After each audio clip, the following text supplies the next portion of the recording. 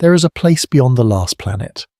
Not empty, not summit, just very, very far away. Most people, when they think about the solar system, think about what they can name. Mercury, Venus, Earth, Mars, the gas giants, Saturn with its rings, Uranus tilted on its side, Neptune blue and cold and distant, orbiting so far from the Sun that a single year there lasts 165 Earth years. And then they stop, because that's where the maps used to stop. For most of human history, Neptune was the edge, the final world, the place where our solar system ended and the darkness began. Textbooks said so. Scientists said so. The models said so. They were wrong. Beyond Neptune, stretching out into a cold so profound that even the Sun looks like nothing more than a very bright star, there lies a region so vast and so ancient that it rewrote everything we thought we knew about how our solar system formed, about where it ends, about what we are living inside of. It is called the Kuiper Belt, and tonight we are going there. Not quickly, not in the way science fiction imagines, all speed and noise and arriving in seconds. We are going the slow way, the real way, the way the light goes, travelling at 300,000 kilometers per second and still taking more than 4 hours to reach the nearest edge of this place. We are going to understand what it is, how we found it, what lives there, what we found when we finally sent something human out to see it up close, and what it is still hiding from us now, in 2026, with all of our instruments pointed at it and more questions coming back than answers. Settle in tonight. And this is a long journey, but then it always was. Welcome to Science for Sleep, the place where the universe slows down. If you are here for the first time, I'm glad you found this. Stay as long as you like. And if Science for Sleep has become part of your nights, if these journeys have kept you company in the quiet hours, a like on this video and a subscription cost you nothing and means everything. It tells the universe that slow, careful, science-rooted storytelling still has a place here. The subscribe button is just below this video. It will take you 2 seconds, and then we can go. To understand why the Kuiper Belt matters, you have to understand what the world believed before it was found. In 1930, a 24-year-old Kansas farm boy named Clyde Tombaugh sat in a small observatory in Flagstaff, Arizona, and did something no human being had ever done before. He found a new world. He had been at the Lowell Observatory for less than a year. His job was methodical, grinding, the kind of work that requires patience more than genius. Every few days he would photograph the same patch of sky twice, days apart. Then he would load both photographs into a machine called a blink comparator, which rapidly switched between the two images. Stars stayed still. A planet, moving against the fixed backdrop of the sky, would jump, back and forth, a tiny dot that could not stay in one place. On the 18th of February 1930, one jumped. It was small. Smaller than anyone expected. Smaller, it would eventually turn out, than our own moon. But in 1930, the instruments were not precise enough to know that. What they knew was that something was out there. Beyond Neptune, orbiting the Sun. Something no human eye had ever seen before. Tombaugh was 24 years old. He had found the 9th planet. They called it Pluto. And for 76 years, Pluto sat at the edge of the solar system map like a full stop at the end of a sentence. 9 planets. A neat, comprehensible system. Rocky worlds close in, gas giants further out, and then Pluto, alone and cold, and then nothing. The nothing was the assumption. And assumptions in science are dangerous things. What nobody knew in 1930, what nobody would seriously begin to suspect for another 2 decades, was that Pluto was not alone out there, not a solitary outpost, not a full stop. It was a hint. In 1951, a Dutch and American astronomer named Gerard Kuiper published a paper in which he proposed something that seemed at the time quite reasonable. And in the early solar system, he argued, there should have been a disk of icy debris beyond Neptune, small objects, leftovers from the formation of the planets, too far from the Sun and too scattered by Neptune's gravity to ever gather themselves into anything larger, a belt of frozen remnants. And then he said something that would turn out to be completely wrong. He said this belt probably no longer existed, that by now, 4.5 billion years after the solar system formed, these objects would have been scattered away by gravitational interactions, pushed out into the dark, gone, His name would eventually be attached to the belt he predicted but did not believe in. Science has a particular sense of irony. Through the 1950s, 1960s, and 1970s, the idea drifted. A handful of astronomers kept it alive. It kept arguing that there should be something out there, that the comets we saw visiting the inner solar system from that direction had to be coming from somewhere. But without evidence, without a single detected object, it remained theoretical. A maybe. A perhaps. Meanwhile, something else was happening that would eventually change everything. In 1977, NASA launched two spacecraft, Voyager 1 and Voyager 2. Their mission was the Grand Tour, a once-in-176 years alignment of the outer planets that would allow a single spacecraft to visit Jupiter, Saturn, Uranus, and Neptune, using each planet's gravity to slingshot to the next. Engineers had been waiting for this alignment since the 1960s. They were not going to miss it. The Voyagers were extraordinary machines for their time. Their computers had less processing power than a modern digital watch. Their cameras were adapted from television studio technology. Their data recorders used 8-track tape. And yet they worked. They flew past Jupiter in 1979 and found a moon covered in active volcanoes. They reached Saturn in 1980 and 1981 and revealed the rings in detail no telescope could match. Voyager 2 continued to Uranus in 1986 and Neptune in 1989, and then, having completed the Grand Tour, they kept going. Both Voyagers passed through the region where the Kuiper Belt should have been. Had Gerard Kuiper been right about its existence, they were not looking for it. Their instruments were not designed to detect small, dark, distant objects. They simply passed through, heading outward, their cameras mostly pointing back at the worlds they had already visited. But the Voyager missions had done something important. They had mapped the outer solar system precisely enough that astronomers now had a detailed picture of Neptune and its gravitational influence. They had measurements, they had data, and a few people staring at that data started to see something that did not quite add up. The short-period comets, the ones with orbital periods of less than 200 years, kept coming from the direction of the outer solar system. Halley's Comet, Comet Encke, dozens of others. Their orbits, traced backwards, pointed to a reservoir somewhere beyond Neptune. The Oort cloud, the vast spherical shell of comets at the outermost edge of the solar system, was the accepted source for long-period comets, but it was too far away, too dynamically remotely. To be sending short-period comets in with the frequency we were observing. Something closer had to be the source. Two astronomers at the University of Hawaii decided to go looking. David Jewitt had been thinking about this problem since the early 1980s. He was bothered by it, in the way scientists get bothered by things that do not fit. He knew the comets had to be coming from somewhere.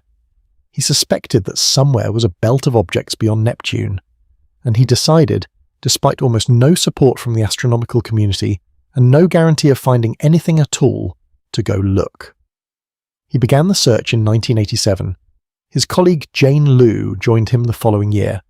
What followed was 5 years of some of the most patient, meticulous, unglamorous work in the history of astronomy. Every few weeks, and on nights when the sky was clear and the moon was dark, Jewitt and Liu would sit at a telescope and photograph the same patches of sky. Then they would compare the images. Then they would find nothing. Then they would come back and do it again. They were looking for objects that were, by astronomical standards, extremely close, only a few billion kilometers away. But they were also very small and very dark, reflecting perhaps only a few % of the faint sunlight that reached them at that distance. Finding them was, as one astronomer later described it, like trying to spot a lump of charcoal in a coal cellar from the other side of the room. Night after night, month after month, year after year, nothing.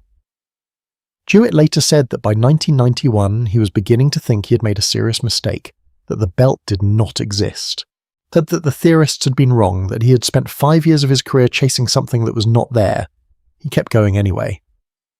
On the 30th of August 1992, using a telescope on the summit of Mauna Kea in Hawaii, David Jewitt and Jane Liu found something.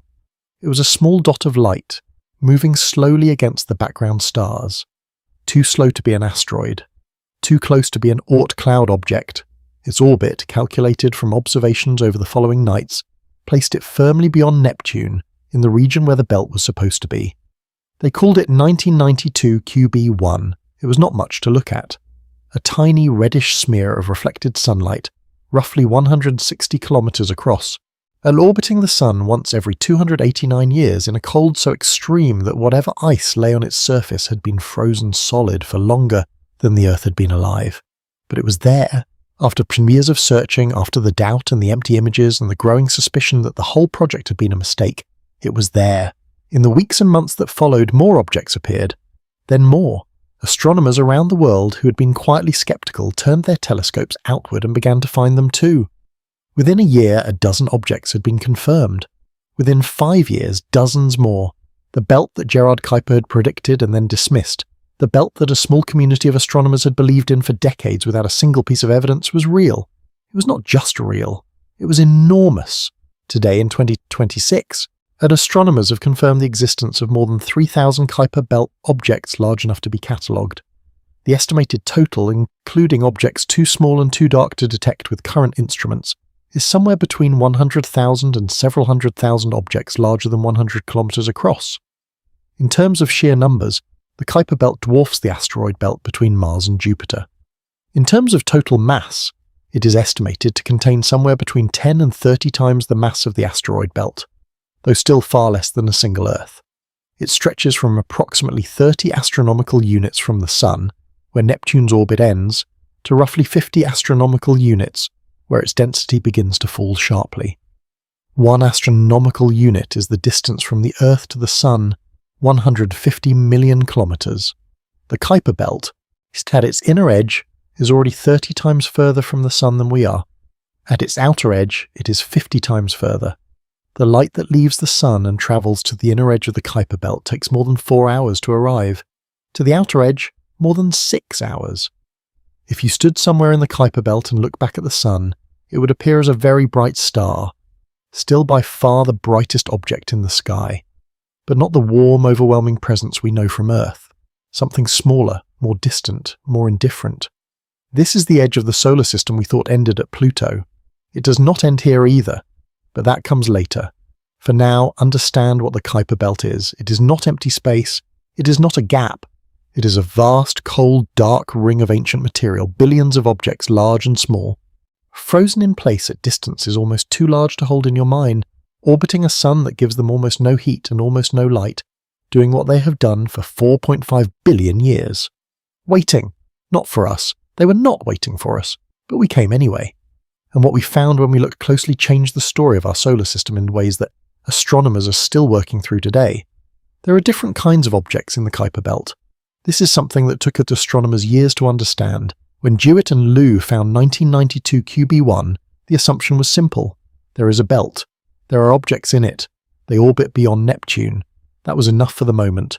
The discovery itself was the story. But as more objects were found, as the catalogues grew from dozens to hundreds to thousands, a more complicated picture began to emerge. The Kuiper Belt was not a uniform ring of evenly distributed debris. It had structure. It had populations. It had history written into the shapes and orientations of its orbits, if you knew how to read it. Astronomers divided the objects into groups. The first group is called the classical Kuiper Belt objects. These are the ones that orbit the Sun in roughly circular paths between about 42 and 48 astronomical units, relatively undisturbed. They are the quiet ones, the ones that have been sitting in more or less the same place since the early solar system, nudged gently by Neptune's gravity over billions of years, but never dramatically displaced. They tend to come in 2 flavors. The cold classical objects, which despite the name refers not to temperature, but to the low inclination of their orbits, meaning they orbit close to the flat plane of the solar system. And the hot classical objects, which have more tilted, eccentric orbits, suggesting a more turbulent history. The second group is the resonant objects. These are locked into a precise gravitational relationship with Neptune. The most significant resonance is the 2 to 3 resonance, meaning these objects complete exactly 2 orbits of the Sun for every 3 orbits Neptune makes. Pluto is in this resonance. So are thousands of other objects, collectively called Plutinos in Pluto's honor. This resonance is not a coincidence. It is a gravitational trap. Neptune's repeated tugs at these objects, always at the same point in their orbits, keeps them locked in place like a metronome keeping time, The third group is the scattered disk objects. These are the ones with the wild orbits, highly elliptical, steeply inclined, some of them swinging far inside Neptune's orbit at their closest approach and then hurtling out to distances of hundreds of astronomical units at their furthest. These are objects that had close encounters with Neptune in the past, encounters that flung them into their current chaotic paths. The scattered disk is not technically part of the classical Kuiper Belt. It bleeds into it, overlaps with it, but it is a different population with a different history. Understanding these groups matters because they are not just a classification system, they are a record, a frozen archive of how the outer solar system evolved. The resonant objects tell us that Neptune was not always where it is now. The scattered disk objects tell us that there were violent gravitational interactions in the early solar system that sent objects careening across vast distances. The cold classical objects, undisturbed and ancient, tell us what the outer solar system looked like before those disruptions began. The Kuiper Belt is a library, and we are only beginning to learn how to read it. The objects themselves are extraordinary things, even the small ones. They are predominantly composed of ice, not just water ice, though that is present, also methane ice, nitrogen ice, carbon monoxide ice, ammonia, complex organic molecules called tholins, reddish compounds formed when simple carbon-bearing molecules are bombarded by cosmic radiation over billions of years. And it is these tholins that give many Kuiper Belt objects their distinctive reddish colour, a deep burgundy that astronomers can detect even from Earth. These materials are old. Not just old in the way rocks are old, or even in the way the Earth is old in this way the solar system is old. The ices on the surface of a Kuiper Belt object crystallize from the gas and dust surrounding a young sun more than 4.5 billion years ago. They have been frozen ever since, untouched, unmelted, unchanged by geology, or weather, or the passage of time in any meaningful way. When you look at a Kuiper Belt object, you are looking at the raw ingredients of planets. The material that, if it had been in the right place at the right time, might have assembled itself into something larger, but it was too far from the sun, the density of material was too low. Thus Neptune's gravity kept stirring things up, preventing accumulation, and so the belt remained a belt, a reservoir of almost planets, building blocks that never got to build anything. The most extraordinary close-up view we have ever gotten of a Kuiper Belt object came not from a telescope, but from a spacecraft that had already accomplished one of the greatest feats of deep space exploration in history. On the 1st of January 2019, NASA's New Horizons spacecraft, 3.5 years after its historic flyby of Pluto, flew past an object called Arrokoth. Arrokoth is about 36 kilometers long. It orbits the Sun at roughly 44 astronomical units, well within the classical Kuiper Belt. It is a contact binary, meaning it is made of two distinct lobes that are gently touching, held together by their own minimal gravity. The larger lobe, at which scientists nickname Ultima, is roughly 20 kilometers across. The smaller, nicknamed Thula, is about 14 kilometers across. They pressed together slowly, billions of years ago, in what scientists describe as the gentlest collision ever documented. Not a crash, a meeting. Two objects drifting together so slowly that they barely disturbed each other's surfaces. Arrokoth is the most distant object ever visited by a spacecraft. At the time of the flyby, it was more than 6.6 billion kilometers from the Sun. The radio signal carrying the flyby images back to Earth took more than 6 hours to arrive. What those images showed was remarkable in its stillness. Arrokoth's surface is ancient and relatively uncratered, suggesting it formed in a quiet corner of the solar system and stayed there, undisturbed, for 4.5 billion years. And its colour is a uniform reddish-brown from the tholins that coat it. Its shape, those two lobes gently joined, tells the story of a formation process that was peaceful rather than violent. This matters because before Arrokoth, the leading theory of how small bodies formed in the early solar system involved violent collisions. Objects smashing into each other, growing through catastrophic impacts, building themselves up through destruction. Arrokoth suggests something different. A process called pebble accretion, or streaming instability, in which clouds of small particles gradually clump together through gentle gravitational attraction, eventually collapsing into larger bodies without any great violence. If this is right, it changes our understanding of how the solar system's smallest bodies formed. And it raises a question that scientists are still working through. If the classical Kuiper Belt objects form gently and have sat undisturbed for billions of years, what do their surfaces and compositions tell us about the conditions in the early solar system? What chemistry was happening out there, in the cold dark beyond Neptune, when the planets were still forming? Arrokoth, 36 kilometers of ancient frozen debris orbiting peacefully in the outer solar system, may be one of the most scientifically valuable objects humanity has ever visited. Not because it is dramatic, because it is unchanged, because it remembers. Now we need to talk about Pluto, not as an afterthought, not as a footnote to the Kuiper Belt's discovery. Pluto deserves its own careful telling because the story of Pluto is the story of how science changes its mind. And changing your mind in science is not a failure. It is the whole point. Pluto was discovered in 1930, as we have already established. For 76 years it was the 9th planet. It appeared in textbooks. Children memorized its name. Astronomers named moons after it. The world accepted it without question. But questions were always there, for those who looked closely. From the beginning, Pluto was strange. It was too small, too light. Its orbit was eccentric, tilted significantly relative to the plane of the solar system, crossing inside Neptune's orbit for 20 years out of every 248 a year trip around the Sun. It had a large moon, Charon, discovered in 1978, that was so close in size to Pluto itself that the two were sometimes called a double planet. No other planet in the solar system had a moon so proportionally large relative to itself. After 1992, after the discovery of 1992 QB1, the questions became harder to ignore. Here was Pluto orbiting in the 2 to 3 resonance with Neptune, in the region where the Kuiper Belt objects lived, made of the same ice and rock as the Kuiper Belt objects, roughly the same reddish colour as the Kuiper Belt objects. What exactly was Pluto? A planet that happened to live in the Kuiper Belt?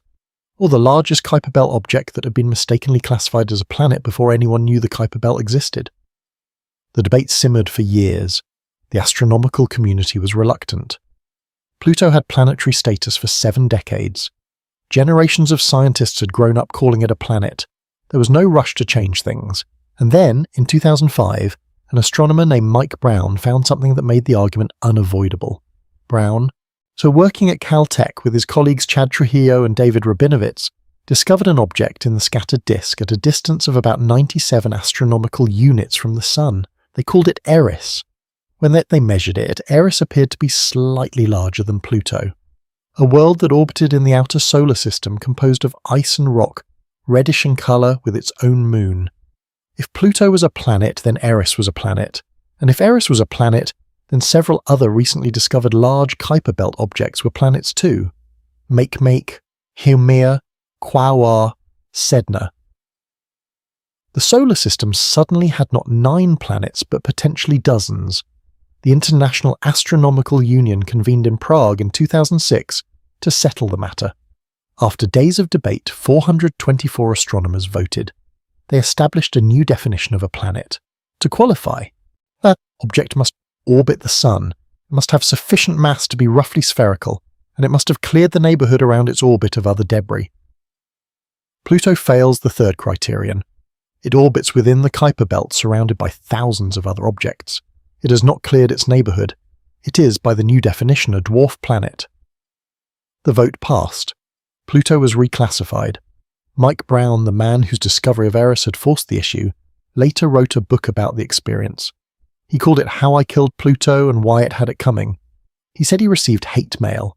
He said his young daughter's classmates told her that her father had done something terrible.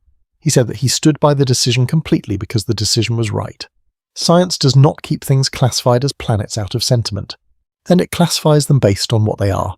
What Pluto is, it turns out, is extraordinary. More extraordinary in some ways than if it had simply been a small, unremarkable 9th planet at the edge of the solar system. When New Horizons arrived at Pluto in July 2015, after a journey of 9 years and nearly 5 billion kilometres, nobody were quite sure what to expect. The best images from the Hubble Space Telescope showed Pluto as a blurry disk with vague patches of light and dark. Scientists had models, they had estimates, they had careful guesses, they were not prepared for what they found. The first images that came back from New Horizons showed a world of astonishing complexity. Not a simple frozen, geologically dead ball of ice, a world with mountains, with plains, with what appeared to be active geology on a body with no internal heat source that anyone could fully account for. There was a region on Pluto's surface shaped roughly like a heart. A vast, smooth plain of nitrogen ice, approximately 1,000 kilometers across, named the Tombaugh Regio in honor of the man who discovered it. The smoothness of this plain suggested it was young, geologically speaking, perhaps no more than 1 million years old. On a world 4.5 billion years old, surfaces 1 million years old are practically brand new. Something was resurfacing it. Something was driving geological activity on a world where temperatures sit around minus 230 degrees Celsius. Around the edge of Tombaugh Regio rose mountains of water ice, reaching heights of 3,500 meters. Water ice at the temperatures of Pluto's surface is as hard as rock. As these mountains were structural, permanent, enormous, there were plains of methane ice with strange blade-like formations called penitentes, tall ridges carved by sublimation over millions of years, standing several hundred meters high and pointing toward the sun. There was a thin, hazy atmosphere, mostly nitrogen with traces of methane and carbon monoxide. And that atmosphere, when backlit by the distant sun, scattered blue light. Pluto, impossibly, had a blue sky. Not the rich, warm blue of Earth's daytime sky. Something fainter, more delicate, but blue nonetheless. 9 years of travel, more than 6 hours for the signal to reach Earth, and at the end of it, a world that nobody had imagined. New Horizons sent back so much data that it took 15 months to download it all. The spacecraft's radio transmitter, and operating across nearly 5 billion kilometers, sent information at roughly 1 kilobit per second, 50 times slower than the dial-up modems of the 1990s. Scientists would wake up each morning and check what new images had arrived overnight. Alan Stern, the mission's principal investigator, has spoken about what those mornings felt like. Every new image revealed something that had never been seen before. Not just new data, new worlds, things that existed and had always existed, but that no human eye had ever perceived. It was, he said, like exploration in the truest sense. Not confirming what you expected, finding what you did not know was there. Pluto, the world that lost its planet status, turned out to be one of the most geologically complex objects in the outer solar system. That it has active nitrogen glaciers flowing across its surface into valleys. It has a possible subsurface ocean of liquid water, kept warm by radioactive decay in its core. It has 5 moons, all of them thought to have formed from a giant impact billions of years ago. It is not a planet. But it is remarkable. It is the king of the Kuiper Belt, the largest of the confirmed dwarf planets, a world that spent 76 years being misunderstood, and then spent one July afternoon in 2015 revealing itself completely to a spacecraft the size of a grand piano. Clyde Tombaugh died in 1997, 8 years before New Horizons launched, and 18 years before it arrived. He never saw what he found.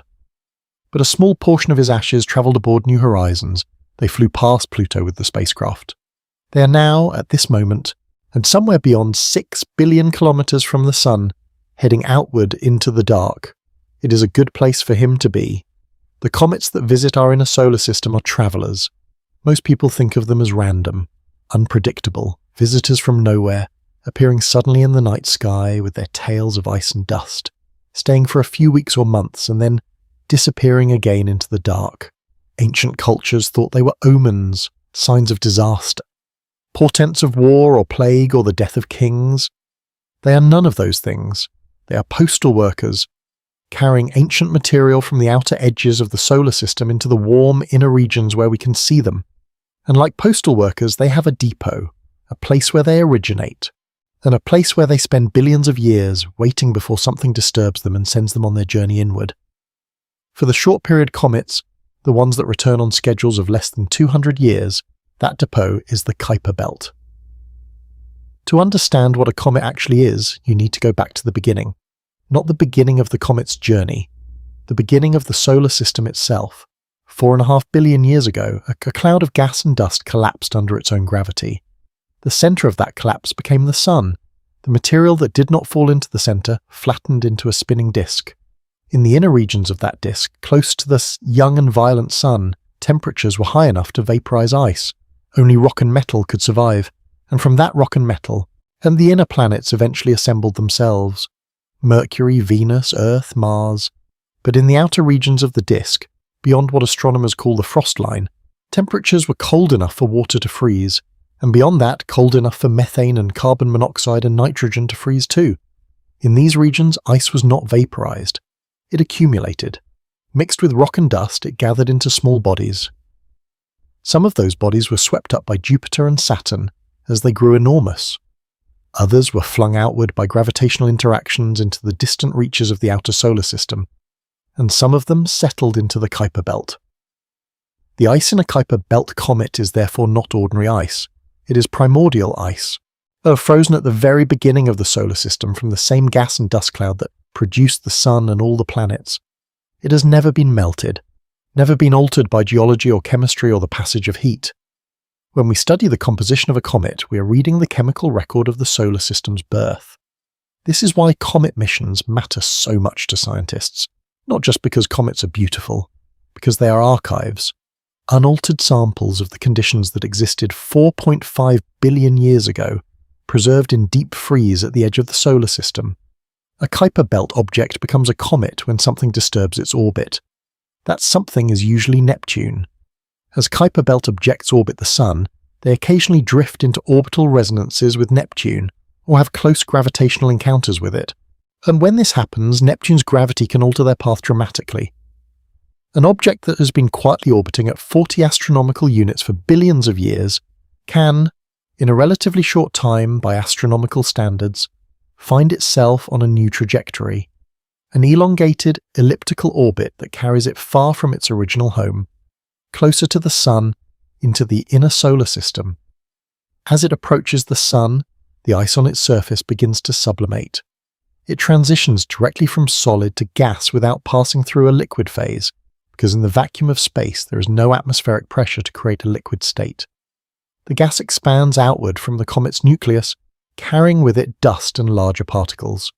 Solar radiation pushes this material away from the Sun, forming the comet's tail, always pointing away from the Sun, regardless of which direction the comet is travelling. A comet's tail is not a trail, it is a flag. The most famous short-period comet is Halley's Comet. It returns to the inner solar system every 75 to 76 years, pulled in from the outer solar system, swinging around the Sun and then heading back out again. It has been doing this for a very long time. Ancient Chinese records describe it in 240 BC. The Bayeux tapestry, woven in the 11th century, depicts it as an omen in the sky above King Harold before the Battle of Hastings in 1066. Every generation of humans for at least 2 millennia has watched it pass. What they were watching, without knowing it, was a piece of the early solar system paying a brief visit to the neighbourhood it came from. Halley's Comet is losing mass every time it passes the Sun, that the sublimation that creates its spectacular tail is slowly consuming it. Each orbit it loses a thin layer of ice and dust. Estimates suggest it has enough material left for a few thousand more orbits. In cosmic terms, that is not very long. Eventually, Halley's Comet will exhaust itself.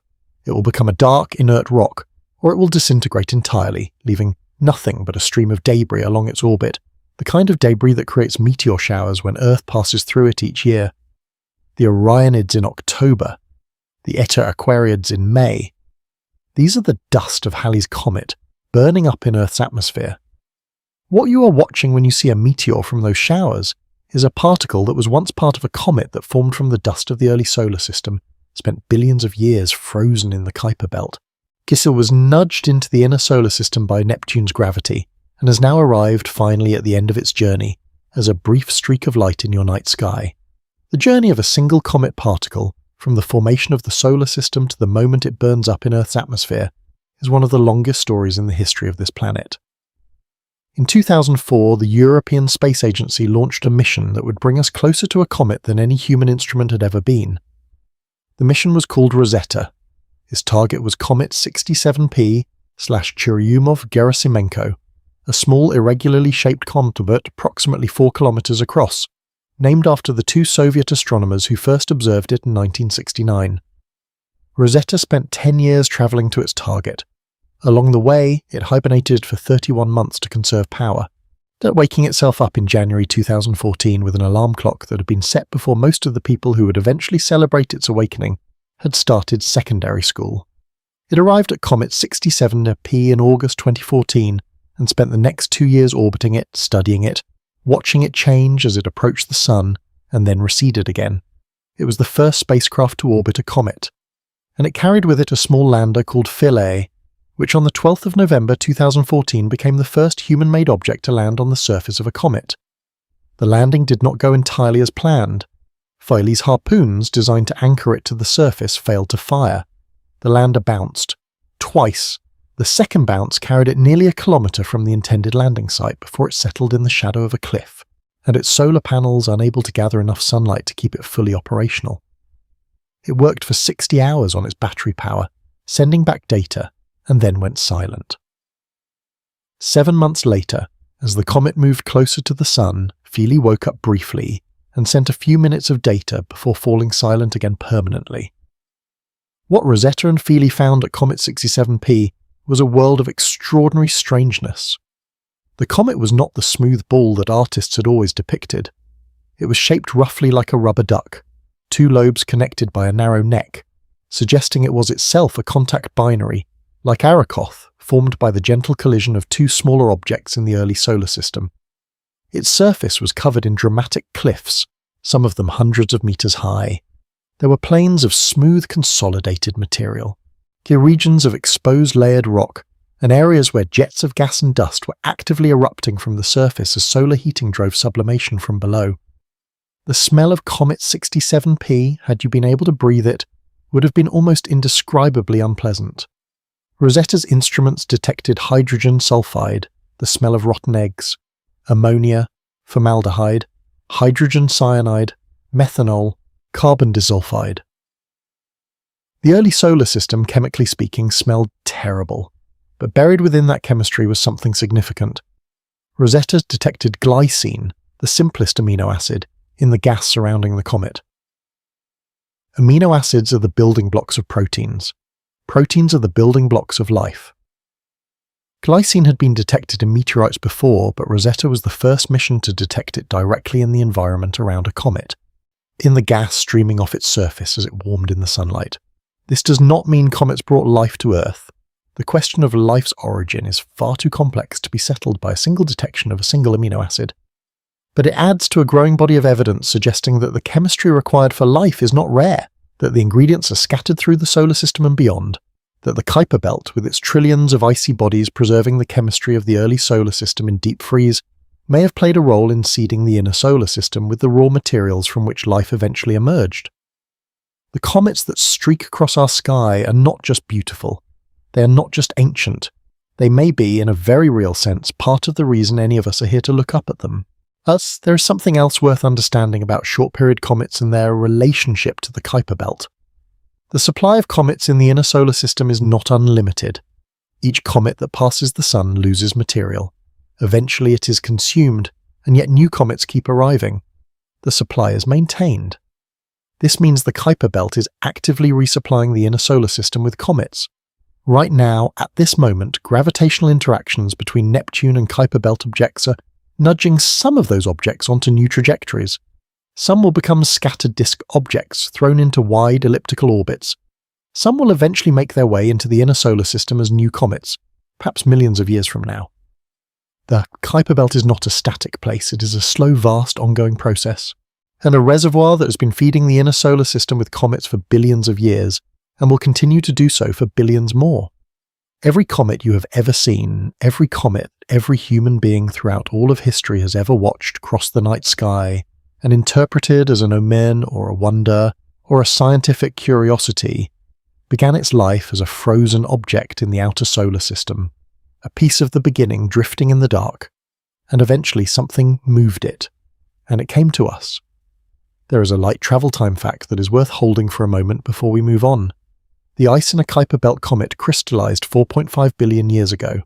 The Sun that is currently melting that ice, as the comet swings through the inner solar system, is producing light that left its surface 8 minutes ago. But the photons striking the comet's surface and driving the sublimation that creates the tail, Those photons are new, 8 minutes old, falling on ice that is older than the Earth. A moment of contact between the very new and the almost incomprehensibly old. That is what a comet is. 9 years is a long time to wait for something. Most scientific missions have moments of excitement scattered throughout their timeline. A launch, a flyby, a new discovery from the data. Something to break up the years of quiet monitoring and careful maintenance and patient waiting. New Horizons had 9 years of almost nothing. It launched on the 19th of January 2006 from Cape Canaveral, Florida, on top of an Atlas V rocket. It was the fastest spacecraft ever launched. It crossed the Moon's orbit in just 9 hours. And a journey that took Apollo astronauts 3 days took New Horizons 9 hours. It reached Jupiter in just 13 months, using the giant planet's gravity to slingshot itself further outward, adding several kilometers per second to its already extraordinary speed. And then it kept going. For 7 more years, New Horizons travelled through the outer solar system in almost complete silence. Most of its systems were put into hibernation to conserve power and reduce wear. It woke up periodically for system checks, sent a brief signal to Earth to confirm it was still alive, and went back to sleep. The team on the ground, scientists and engineers who had devoted years of their careers to building this spacecraft, could do almost nothing but wait. The target was Pluto, a world that had never been visited. A world that the best telescopes on Earth and in orbit could only resolve into a blurry disk with vague patches of light and dark. A world that, for 76 years, had been called a planet, and that was now officially a dwarf planet. Its status changed just 7 months after New Horizons launched. The spacecraft was on its way to visit something that had just been demote. The team kept going anyway. The science had not changed. On the 14th of July 2015 at 11:49 in the morning Eastern Time, New Horizons made its closest approach to Pluto. At that moment, it was 12,500 kilometers above the surface, moving at 14 kilometers per second, taking photographs and measurements so rapidly that its onboard recorder was filling up faster than it could transmit the data back to Earth. The signal confirming closest approach took 4 hours and 25 minutes to reach Earth. When it arrived at NASA's Mission Control in Maryland, there were tears. But the images were not yet back. The spacecraft had been so busy collecting data during the flyby that it had not had time to transmit much of it. What followed was one of the most unusual situations in the history of space exploration. Scientists knew their spacecraft had successfully flown past Pluto.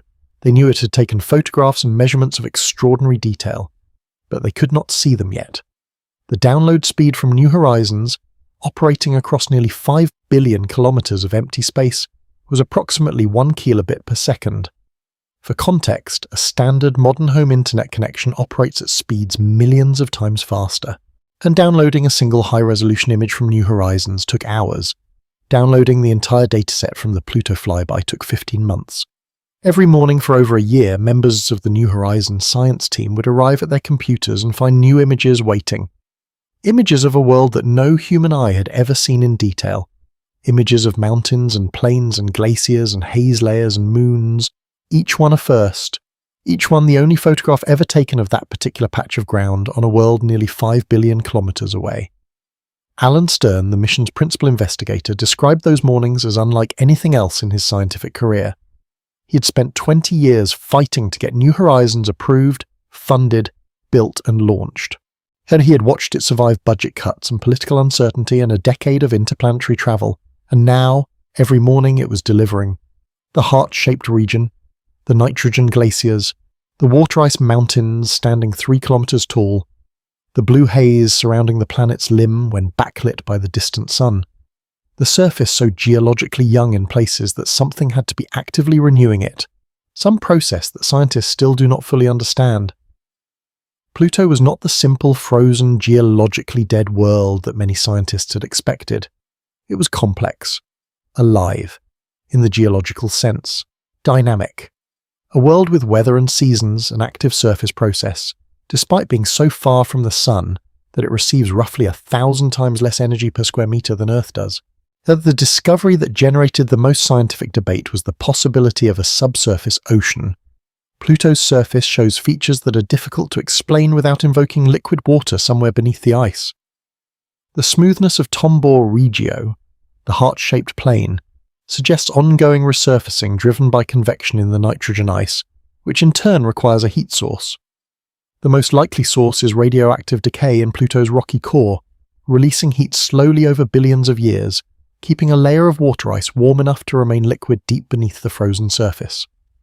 If Pluto has a subsurface ocean, it is not alone in the outer solar system. Europa, one of Jupiter's moons, almost certainly has one. Enceladus, orbiting Saturn, definitely has one, actively venting its ocean water into space through geysers at its south pole. At Ganymede, Callisto, Titan, possibly Triton, the outer solar system, once imagined as a cold and dead place, turns out to be full of liquid water. Hidden, yes. Buried under kilometers of ice, yes. But liquid, stable, potentially present for billions of years. This has obvious implications for the question of life. Water is the solvent in which all known life operates. Liquid water, persisting over geological timescales, is one of the conditions most associated with the emergence and survival of living things. The outer solar system, including the Kuiper Belt region, may have more liquid water than the entire inner solar system combined. After the Pluto flyby, the spacecraft continued outward into the Kuiper Belt. The team selected a new target, and a small classical Kuiper Belt object that had been discovered using the Hubble Space Telescope's to give New Horizons a post-Pluto destination. The object was called 2014 MU69, later named Arakoth, a word from the Powhatan language meaning sky. Reaching Arakoth required careful navigation. New Horizons had to fire its thrusters multiple times over the following years to adjust its trajectory, targeting a point in space where Arakoth would be on the 1st of January 2019. The margin for error was extraordinarily small, missed by too much, and the flyby would be too distant to gather useful data. They did not miss. On New Year's Day 2019, New Horizons flew past Arakoth at a distance of approximately 3,500 kilometers. It was the most distant flyby of any object in history. And the signal took 6 hours and 8 minutes to reach Earth. What the images revealed, again solely, over the following months as the data trickled back at 1 kilobit per second, was a world utterly unlike Pluto. Where Pluto was complex and dynamic, Arakoth was simple and still. 2 reddish lobes gently joined, their surfaces ancient and largely unchanged. No mountains, no glaciers, no signs of geological activity.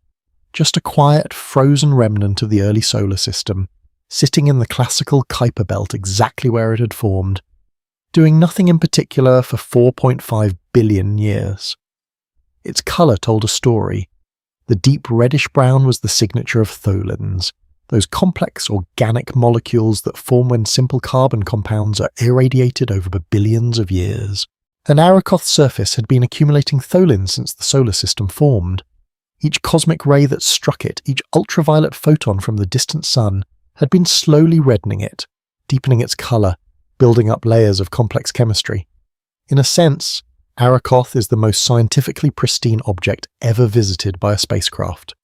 It has been in the same quiet corner of the solar system since the beginning. It has not been heated. It has not been battered by significant impacts. It has not had its surface renewed by geological processes. It is as close as anything we have ever visited, an original. A sample of the solar system at its very beginning.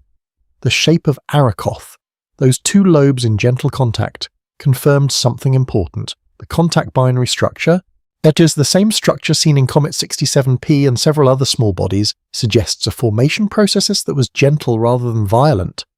The 2 lobes once orbited each other slowly, their orbits gradually decaying as they lost energy, until they drifted together in what the New Horizons team described as the slowest, gentlest merger ever recorded. New Horizons is still out there. At this moment, in 2026, it is more than 57 astronomical units from the Sun, well beyond the outer edge of the classical Kuiper Belt, heading into the region astronomers call the scattered disk and beyond. Its power supply, generated by the radioactive decay of plutonium, is slowly declining. Scientists estimate it will have enough power to operate its instruments until the early 2030s, perhaps a few years longer. New Horizons continues outward, and into regions of the solar system that no human-made object has ever studied at close range, carrying its instruments and its memories, and somewhere in its structure, a small container of the ashes of the man who discovered Pluto. Clyde Tombaugh found a dot of light in 1930 and called it a planet. It was reclassified. It was visited. It was revealed as something far stranger and more interesting than a simple ninth planet at the edge of the solar system. And a small part of him is still out there, passing through the belt of ancient ice and frozen worlds that his discovery first hinted at. There are worse places to spend eternity. Beyond the Kuiper Belt, something strange happens. The classical Kuiper Belt ends at around 50 astronomical units from the Sun. Not abruptly, not with any visible boundary, but the density of objects falls off sharply. Where inside 50 astronomical units there are thousands of catalogued objects. Beyond that edge there is a relative emptiness, a gap, and then further out things start appearing again. But they are different. Their orbits are different. Their histories are different. This region is called the scattered disk. The scattered disk is not a belt in the way the Kuiper Belt is a belt. It is not a ring of objects orbiting in roughly the same plane at roughly the same distances. It is a diffuse extended population of objects on highly elongated, highly inclined orbits that carry them from the inner edge of the Kuiper Belt region all the way out to hundreds of astronomical units from the Sun. Some of them swing in close enough to the Sun that they occasionally cross Neptune's orbit, and others travel so far out that they spend most of their time in a darkness so profound that the Sun is barely distinguishable from other bright stars. These are the objects that Neptune threw away. In the early solar system, as Neptune migrated outward to its current position, it gravitationally scattered enormous numbers of objects. Some went inward, toward the Sun, or were flung out of the solar system entirely, lost forever to interstellar space, and some ended up in the scattered disk, their orbits permanently destabilized, carrying them on long elliptical paths that bring them back through the outer solar system, but never allow them to settle.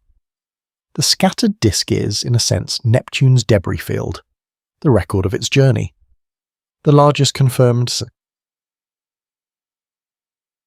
scattered disk object is Eris, the world that triggered Pluto's reclassification. Eris orbits the Sun on a highly elliptical path that carries it from about 38 astronomical units at its closest to about 97 astronomical units at its furthest. Its orbital period is approximately 559 years. At its most distant, it is nearly twice as far from the Sun as Pluto ever gets. Eris is almost exactly the same size as Pluto, its diameter measured at approximately 2,326 kilometers compared to Pluto's 2,376. It has a single known moon, Dysnomia, discovered in 2005. Its surface is extraordinarily reflective, more reflective than almost any other large body in the solar system, covered in a thin layer of frozen methane that condenses onto its surface as it recedes from the Sun and sublimes away as it approaches. Eris is currently near its furthest point from the Sun. However, the next time it reaches its closest approach will be around the year 2257. Nobody alive today will see it at perihelion, but Eris and the other known scattered disk objects, strange and distant as they are not the most puzzling things in the outer solar system. That distinction belongs to Sedna. In November 2003, Mike Brown found something that nobody was prepared for, an object orbiting the Sun at a distance that made no sense. Not within the classical Kuiper Belt, not in the scattered disk as it was understood. Something further, much further. They called it Sedna, after the Inuit goddess of the sea, who was said to live at the bottom of the cold Arctic Ocean. Sedna's orbit is extraordinary. At its closest approach to the Sun, its perihelion, it comes to about 76 astronomical units. Now that alone would make it one of the most distant known objects in the solar system.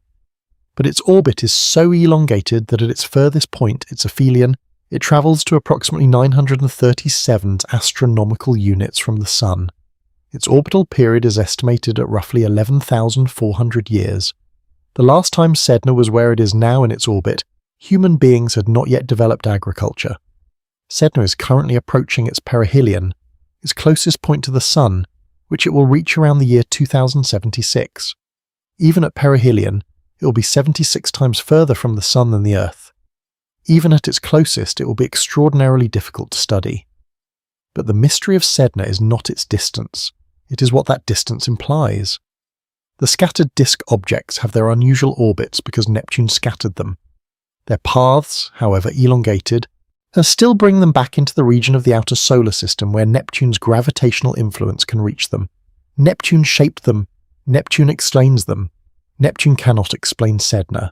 Sedna's perihelion, its closest approach to the Sun, is 76 astronomical units. Neptune's gravitational influence does not extend that far. Whatever put Sedna on its current orbit, whatever gave it a perihelion so distant that Neptune could not have reached it, is not Neptune. Something else did this. One possibility is that a passing star in the early history of the solar system came close enough to perturb objects at those distances. Another is that the early Sun was surrounded by other stars when it formed, as most stars are born in clusters, and the gravitational influence of those companion stars sculpted the distribution of objects at the outer edge of the solar system. And then there is the third possibility, the one that has become increasingly difficult to ignore. Another planet. In 2016, Konstantin Batygin and Mike Brown published a paper in the Astronomical Journal that laid out the mathematical case for what they called Planet 9.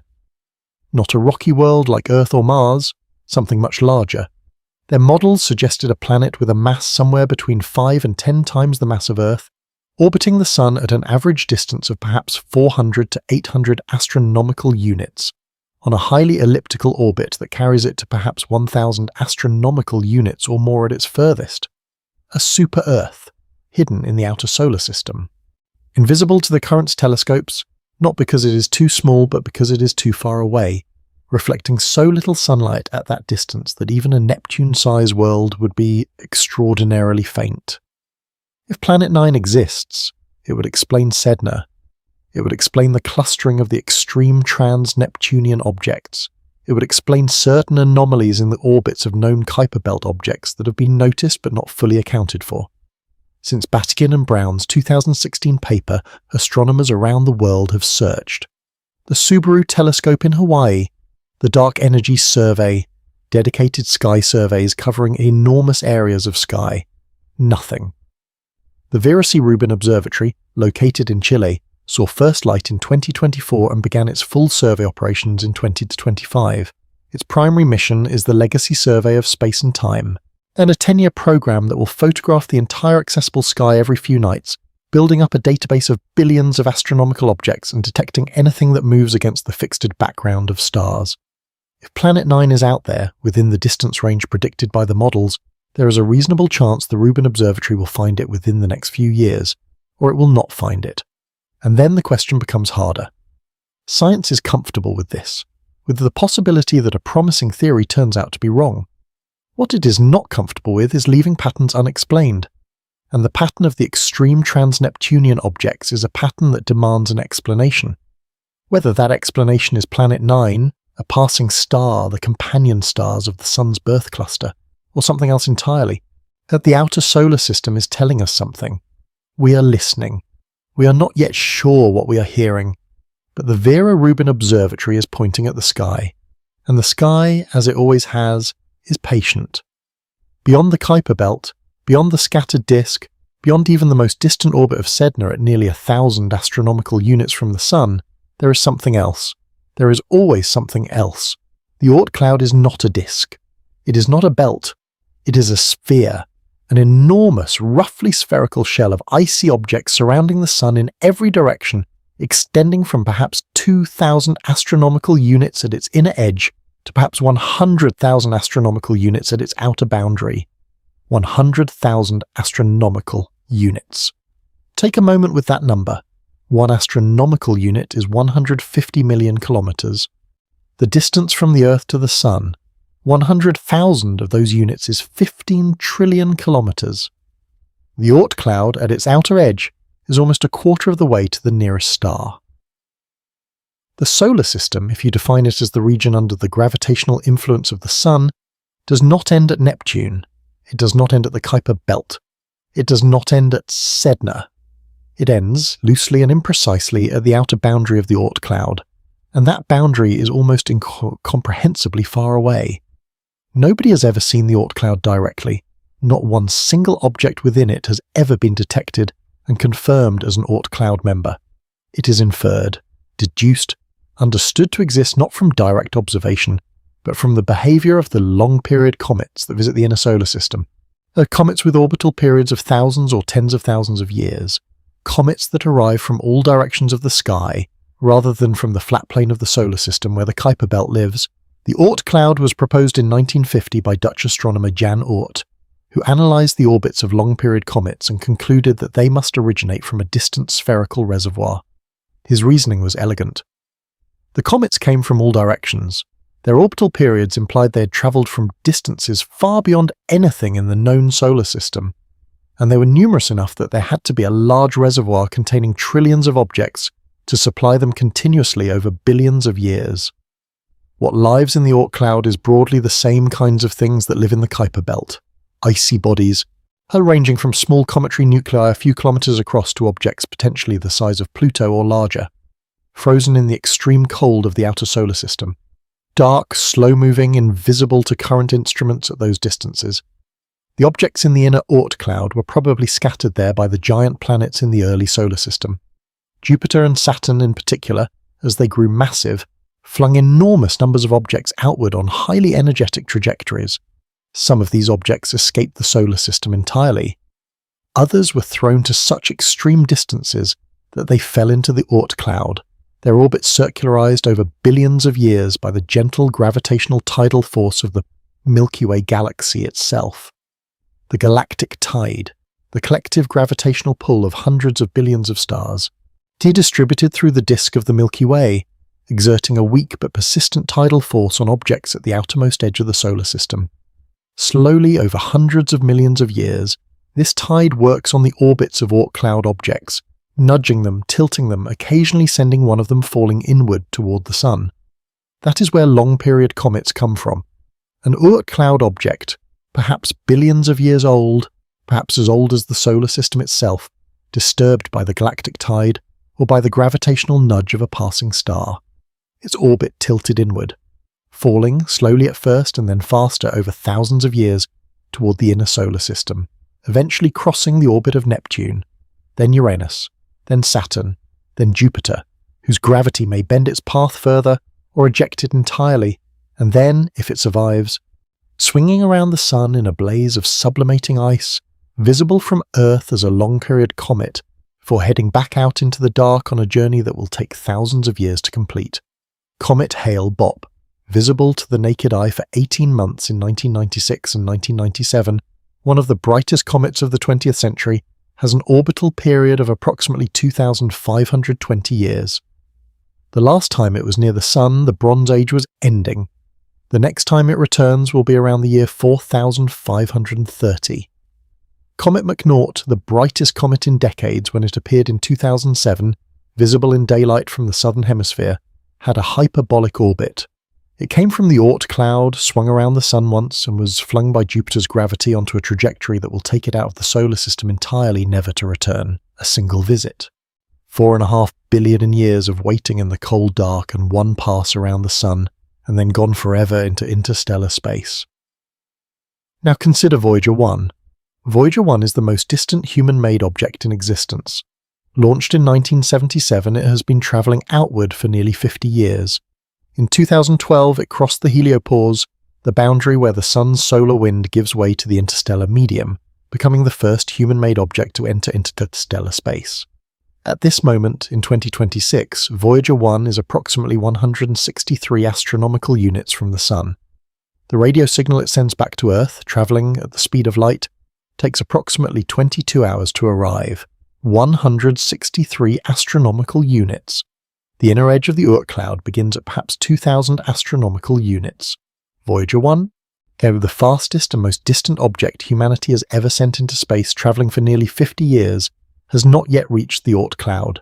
At its current speed of approximately 17 kilometers per second, it will take Voyager 1 roughly 300 years to reach the inner Oort cloud. It will take approximately 30,000 years to pass through it entirely. Voyager 1 will stop transmitting long before then.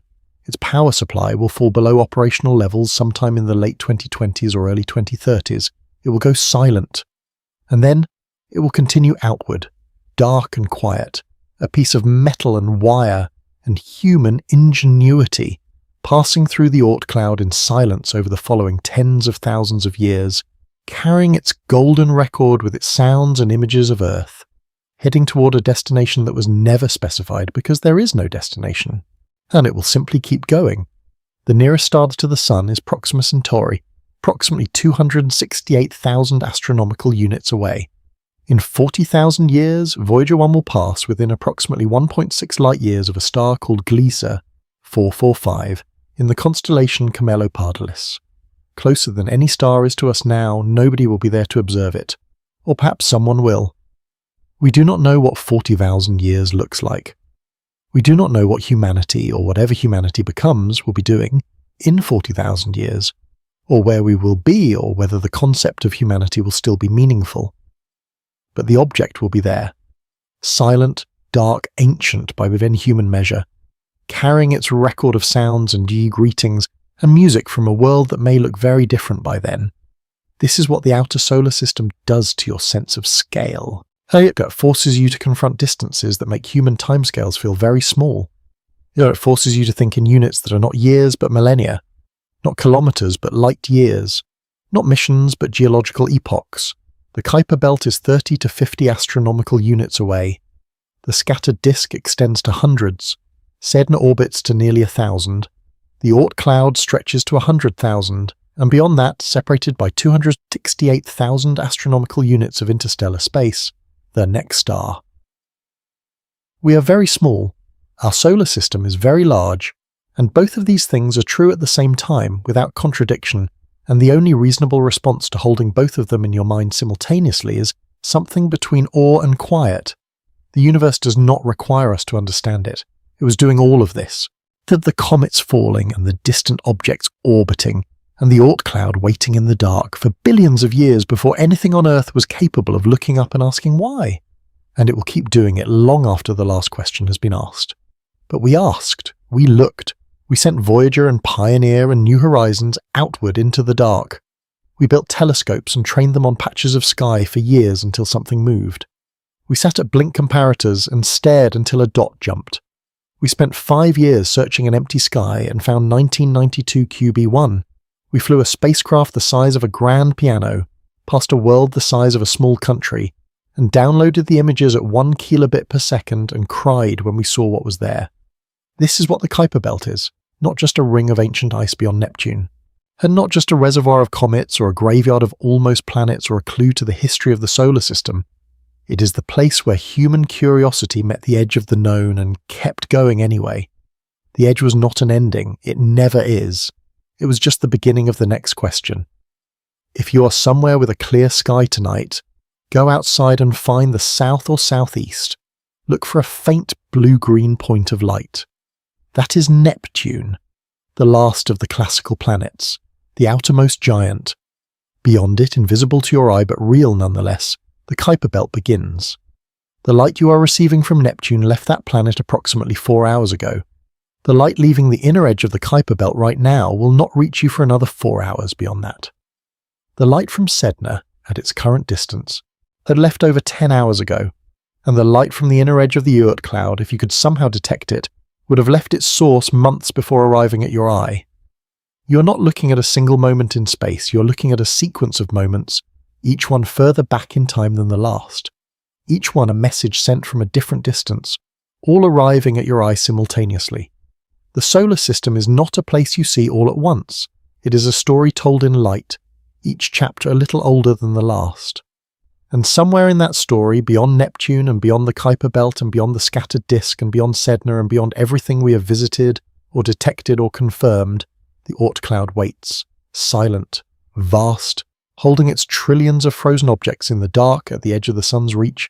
And as it has for 4.5 billion years, some of those objects will one day fall inward, some will become comets, some of those comets will cross the inner solar system while something capable of looking up is alive on some world orbiting some star. And if that something looks up on the right night, it will see a streak of light in the sky and perhaps wonder where it came from. Now you know. Where are you listening from tonight? Whatever sky is above you, whatever city or field or coastline or quiet room you're in, you're at the bottom of an atmosphere looking out through it at a solar system that extends far, far beyond what you can see. Beyond the last visible planet, beyond the charts, beyond everything we have visited, into the cold, into the dark, into the ancient, patient, enormous quiet of the outer solar system. And it is out there, right? No, it has always been out there. And it will be there long after tonight is over. Sleep well. The edge of the solar system is further than you think, and somehow that's the most comforting thing about it.